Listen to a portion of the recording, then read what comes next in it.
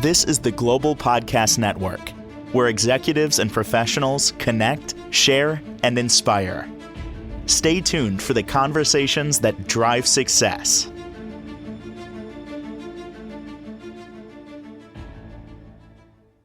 Welcome back to the show. We are honored to have our friend back here to talk more about myths and how to help them recover. We're talking about rescue dogs and really excited joining us today here and to, of course, continue the conversation with Way of Life dog training. So, how are you doing today? Doing amazing. Thank you, Jill. How are you doing? I'm doing fantastic. Excited that you're back to talk more about all the work you're doing. Dr. Souha, please introduce yourself to everyone to start. Thank you. Sounds great. Thanks again for having me, Jill. Really a pleasure to be here and to talk to you and your audience about rescue dogs, myths surrounding rescue dogs, and ways to help them recover. So, Beautiful. quick introduction for those of us who are finding out about us now. And I encourage them to check out the past discussions that we've had. This is our third, and we have, I believe, two more conversations to go.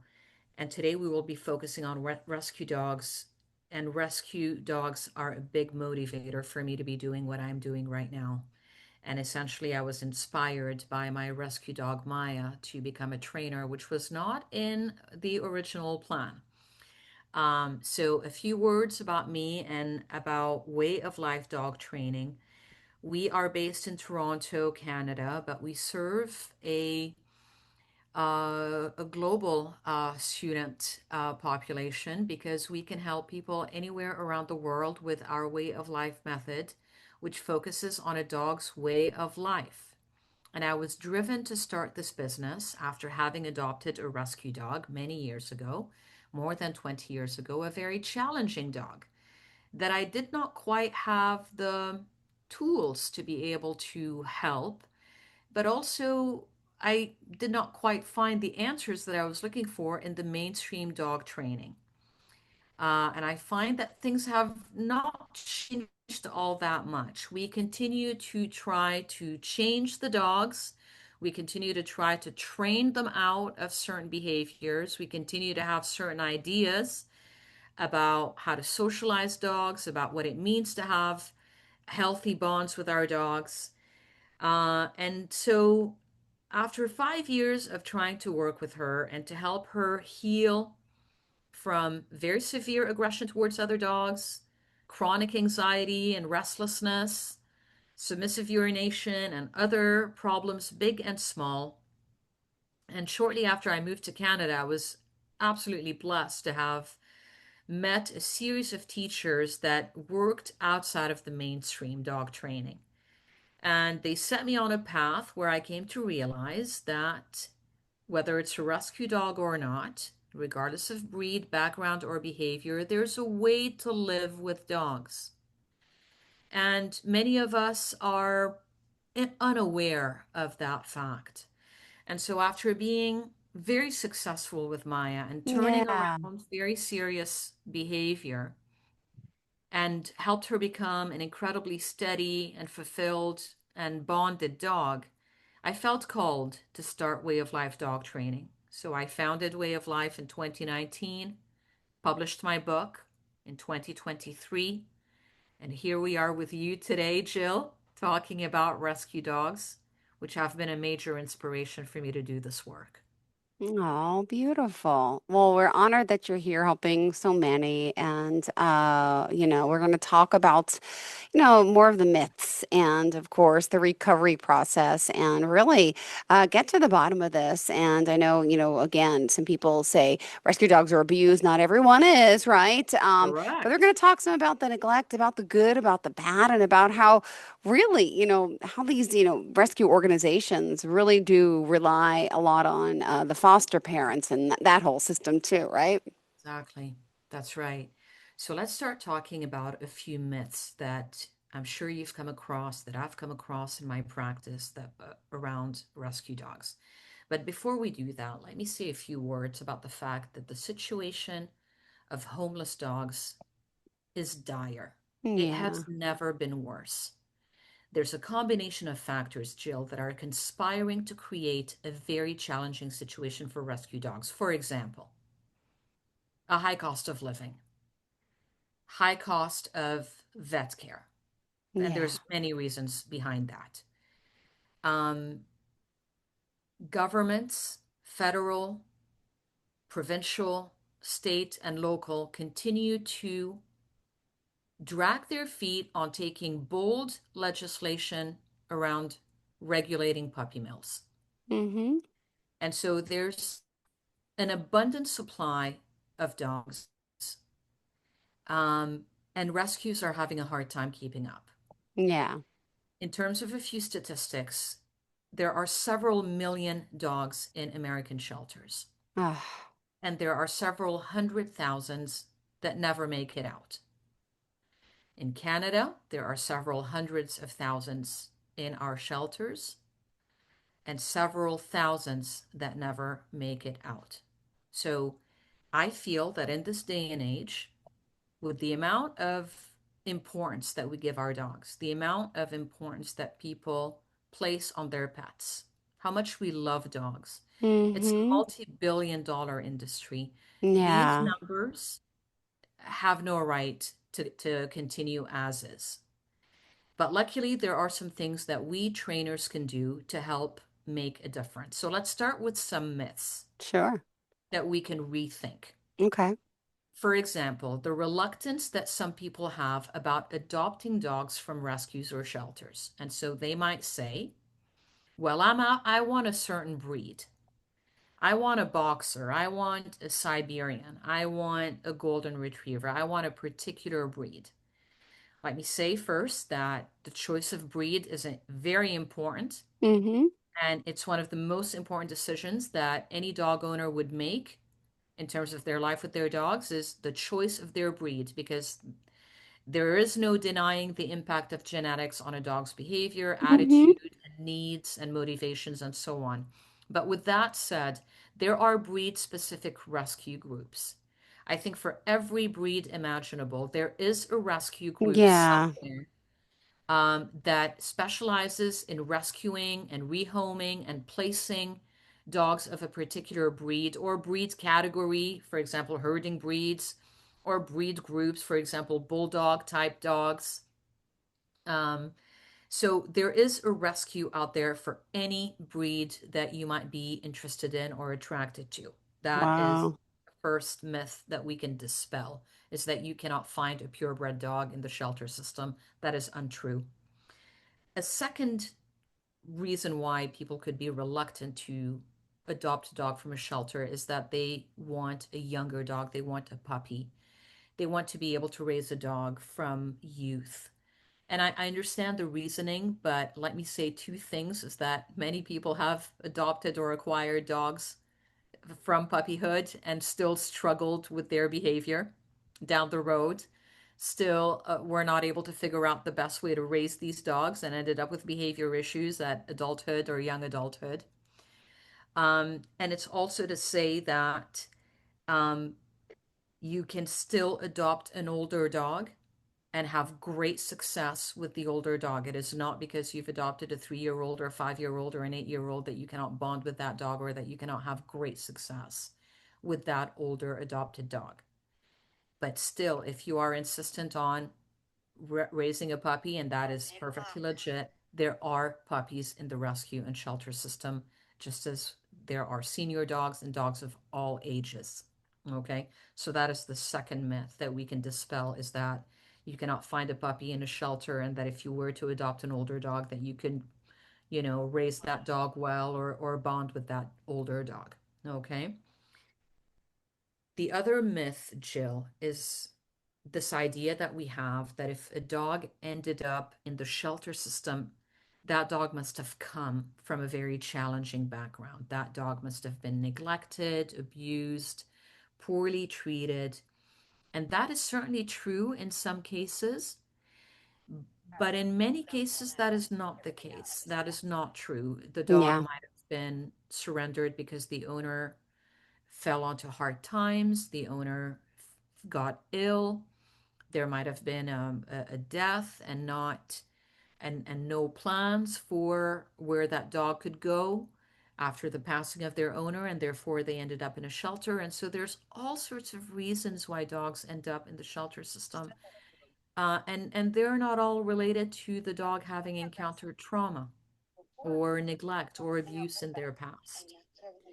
Now, with that said, being abandoned is traumatic. Let's be very clear about that. Loss, abandonment, a change of life circumstance is very challenging Yeah. and potentially traumatic on dogs. But again, we have this idea that the dogs now are damaged goods, that they're forever scarred by the experience of having ended up in a shelter, and that is also not true. Dogs are resilient, capable of recovery, and if we know what to do to help them, there's no reason why they cannot bounce back from the experience, regardless of their background, and end up making a family I'm or working. individual extremely happy. Well, and just by, people who that may not know just a little of your background, I know we kind of jumped right into this today, but your passion obviously goes way deep. And you've been doing this for how many years? Would you mind just sharing just a little I bit don't know, about your background, and then we'll continue the conversation for because, sure. yeah, Absolutely. yeah, thank you. And So um, I started off just wanting to be a good dog owner. I was very much inspired by my grandmother and spending my summers with her animals, her dogs, her cats, her chickens, and it looked like an idyllic life. But then when September would come around and it was time to be back at school, I would go back to focusing on academics, and my parents were very concerned and committed with our academic success. So the idea of becoming a dog trainer was not really on the table for me. I went on to become a university professor. I'm a business school graduate, and my area of expertise is actually in organizational behavior, which is the behavior of people in organizations. So I have a very strong background in behavior and leadership and followership and motivation and learning and all those aspects that, we talk about frequently when it comes to dogs, but that I did not see reflected in my conversations with trainers when I was trying to work with my dog Maya. It was all about reinforcement. It was all about behavior modification. And more recently, where medication is becoming more prevalent, board and train programs. So we're still stuck in this idea that for me to have a good dog, I need to train that dog to behave a certain way.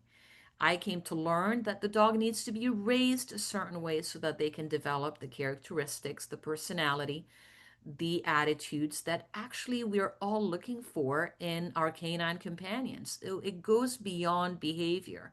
So, anyhow, this background really helped me to understand the limits of the mainstream ideas, and having had to deal with such a challenging rescue dog who was bounced around from home to home before she ended up in I would say, a rather sketchy shelter where, that's not to speak for all shelters, not at all. Many shelters and rescue groups do extraordinary work.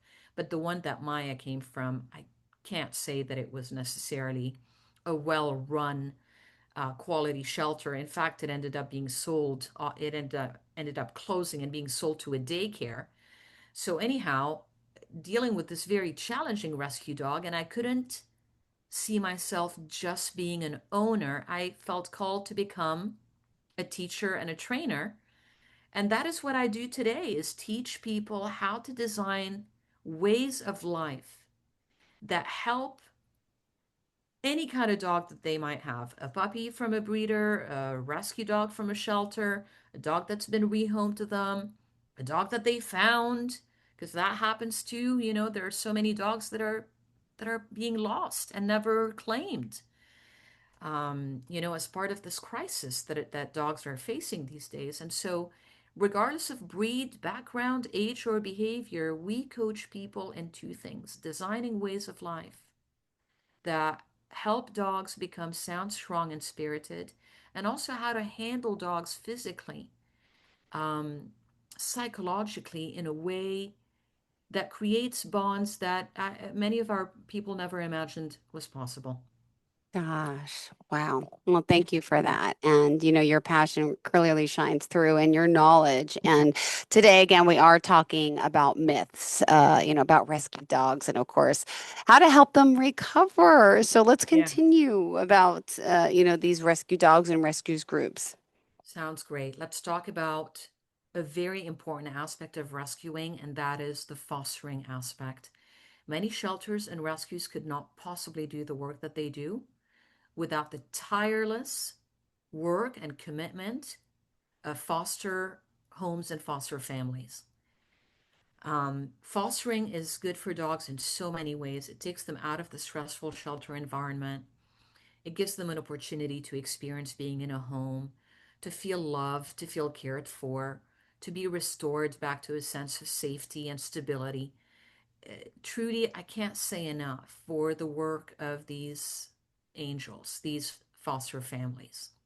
Ah, But there's also things that many foster parents do that they don't realize end up being counterproductive for the dogs, the very dogs that they're trying to help. Specifically, most of the foster parents and families that I've come across will treat the foster dog as if the dog is one of their own, as if the dog is theirs. So, what does that look like? mm, The dog is integrated into the family with everybody else. The dog is with the other dogs. The dog mingles with the kids. The dog is part of the family. yeah. So I can understand the logic of doing that is that they want to make the dog feel safe and welcome and at home. But when it's time for that dog to go to their real family, their forever, hopefully, family, how are they supposed to feel about that? If they're integrated with the foster family, where does it say that they are going to leave one day? So I'm so big on this idea of maintaining a certain level of physical and psychological separation with this foster dog so that they can move on. Yes, that can be a little hard for us, the Oh, humans, we make look. Sorry. mistakes, Hey, but look, I'm sorry. I definitely had a friendly cat pop up. that's okay. Well, hello Maybe there. they hear you. This is Simba. Oh my goodness. He Hi, literally just Simba. popped up. Do you hear this nice lady talking about Oh doggies? my She's gosh, an hello. animal. Hi, big boy. I'm He so is sorry. gorgeous, He Jill. No, is, that's and he's all right. disappearing. He's just a regular, well, he's a cat we adopted last year. Someone was allergic, and then he ended up getting my other cat pregnant, so we had little babies. But they're fixed now. We're excited. We're good. But we're animal lovers, but we do have mostly felines in the house. Well, he is stunning. He's Thank you. absolutely Thank you. stunning. Hi, Sorry. He Simba. must be No, consents no someone who problem at loves all. animals. I think you can tell we're talking about important things Yeah. here. Mm-hmm. Anyhow, so like I said, maintaining a certain amount of physical and psychological separation with the foster dogs or cats or or any animals that we are fostering could be challenging for the people doing the important fostering work, but ultimately it is in the best interest of the dog that needs to move on and not feel that they've been dealt another round of heartbreak, another round of loss. I'm so big on this idea, and any foster parents that we help coach at Way of Life Dog Training, they resonate with that quickly, and they're like, "That makes complete sense. I didn't realize that we were in effect making it harder for them to move on." So that is a point that I'm very big on. And if there's anyone in our audience who is a foster parent and who wants some coaching and some assistance with their fostering work, we're more than happy to help them.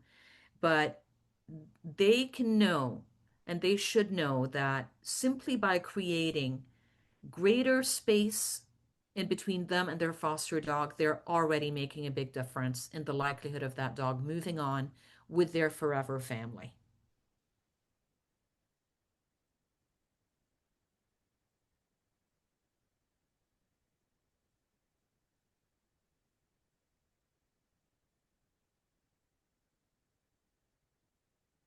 So, anyhow, Can you hear me? Can you hear me? yes, now I can I'm hear you. so sorry. Perfect. Thank you, How Jill. how Yep, many no dogs problem. have you taken in? Oh my gosh, I would say, there's dozens and dozens that I've taken in, including fosters, including the dogs that I've boarded, including dogs that I fostered and ended up keeping. Um, I would say I fostered easily over 40 dogs minimum in the last few years, 10 years since I've been fostering. I have a foster now, and I haven't fostered in quite a while because starting a business was very time consuming and I want to do right by the foster dog. And so I wasn't able to foster up until recently. And I'm just so thrilled with how fast he's coming around with the way of life method. So, if I may, uh, take the next few minutes to talk about how to help rescue dogs, whether they're fosters or whether they are here to stay, how to help them recover. And if you remember, Jill, in our last conversation, when we talked about the mechanics of the method, I talked about the 5 pillars of the method, which include working in stages, Mm-hmm. which include socialization, space and boundaries, building drives, and attitude and mindset. Yeah, So let me talk about those very quickly. sure. About stage with a new dog, Mm-hmm. with a rescue dog, with a foster dog, with a puppy or new adult in our home, we Mm-hmm. deal with these dogs as juveniles, Yeah. regardless of age.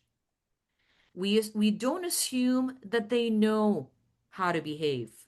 We don't Mm-mm. assume that they know what our expectations are. And so our mission, therefore, at stage one is to create a sense of safety through structure Yeah. and boost the dog's sense of self-esteem and restore their sense of confidence by keeping things simple. Yeah. Stage one keeps things simple. That is not the time to go and visit all our friends and have all our friends come and check out the new dog or go do on all sorts of adventures. This is the time to keep things simple and structured as a way to restore a sense of stability and self-esteem in this new dog. Okay? Which leads me to this idea of socialization, which, like I said last time, we have such a misconception about what that means and what that looks like. And the method is very clear about what socialization means and how to do it. And so at stage one, with a foster or a newly adopted rescue dog, socialization focuses on building bonds between the dog and the primary family members and not everybody else. Yeah. That I Yeah. call primordial socialization. Mm-hmm. Exposing the dog to different environments and people and things and other animals at a distance only to start. This is not the time to go say hi to people or be touched by everybody or go on play dates and play groups and dog parks. These are not appropriate when we're just trying to break in this new dog into our home. Okay? Ah, yeah. When it comes to drive development, this is about boosting a dog's confidence by building up their desire for food, their desire for Mm-hmm. play, their desire to chase after things, their natural instincts, finding a home, finding a place where they can be expressed. The Mm-hmm. closer the dog is to their identity as a dog, including their breed and Mm-hmm. personality, the more confident they will be, and therefore more resilient in the face of any trauma they might have faced in the past. Another very important element is the element of space and boundaries. So that includes things like limiting the dog's access to all parts of the house, giving them the house one space at a time, starting with the crate and then a little bit of time in this space and then that space. So a gradual entry into the home and a lot of time for them to be on their own, to recover, to rest, to get some sleep, to analyze their new environment gradually from the safety of their crate or what I call their solo time space. Okay, so that is also another important element. And then lastly is the element of the kind of relationship that we want to have with this new dog. This new dog is still unsteady. This new dog is still unsure, potentially anxious, insecure. So rather than think that we will be bonding with this dog immediately, Yeah. rather we create a way of life that makes the dog understand that it is safe to bond. And we bond with that dog once they've achieved a certain level of confidence, once they've restored their sense of safety and Yeah. self-esteem, and therefore are in a much better place to bond with us. So all of these elements working together are detailed in my book, The Way of Life Method. We coach our clients on how to apply these principles to their particular dog, their particular lifestyle and situation. But the difference that they can make is absolutely astounding. I'm dealing with a dog right now, a client of ours, who was found, who once she was identified, it was discovered that she came from a very difficult, abusive background, displayed incredible fear and being shut down. Mm-hmm. And we've been working with her since middle of January, I would say. We've been working with her for the last 6 months. And the signs of recovery that she is showing are absolutely astounding. Her owner cannot believe that it is the same dog. I feel that this resilience, I don't just feel, I know that this No. resilience is in all dogs. And just as they can be traumatized, they can also recover. Yeah.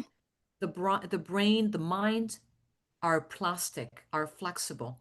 And so the same wiring that makes us vulnerable to trauma is the same wiring that makes it possible for us to recover from that trauma. But we need to know how to design a way of life that makes that possible for our dogs.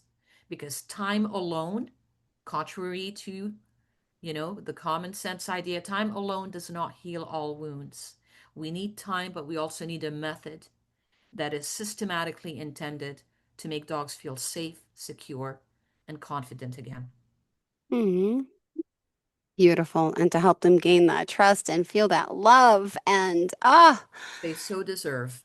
they do deserve. My goodness, my goodness. And just we mentioned that a lot of these dogs and animals, of course, it's you got to find an adopter, and again, willing to learn and carry on the method, as you say, but Yes, also the importance of helping your local shelters, local animals, any donations, anything like that. And of course, if you well could be a said. foster, yeah, Absolutely. There's so many ways that we can help. Fostering is one way, donating is another way, sharing posts of dogs looking for homes, spreading the word about the way of life method as a system, a philosophy, a practice that helps dogs, regardless of breed, age, or background, recover from any trauma that they might have encountered, living in the shelter system, feeling abandonment, and anything that might have happened before that time. So, indeed, we can certainly emphasize how important it is that we all participate in this crisis that I mentioned at the start of our conversation. If we all put our hands and heads together, I know we can make a difference for rescue and shelter dogs. beautiful. We sure can. Thank you so much. And if we want to reach out to you, how do we contact you? Thank you so much, Jill. So, the best way to find out about us, about what we're about where we're on social media, about our book, about our resources, about our blog, about all of our services is on our website, wayoflifedogtraining.com. We're on all the social networks, including Facebook, Instagram, and YouTube. We have launched the Way of Life Method Academy, an online virtual space designed to help people anywhere around the world with their dogs, rescue or otherwise. Um, we provide private training, group training, virtual and in person. And really, I think the best way to find out about us and to learn about us is to grab a copy of the book, which is available in print, audio, and ebook. And if the method resonates with our readers and our audience here on the Global Podcast Network, then to reach out to us at info@wayoflifedogtraining.com. Thanks so Got it. much, Jim. Thank you so much. I appreciate it. Have a fantastic day, okay? You And we'll as talk well. soon. Thank you to Talk soon. everyone and enjoy the rest of your day. Take care of your fur babies. This is the Global Podcast Network, where executives and professionals connect, share, and inspire. Stay tuned for the conversations that drive success.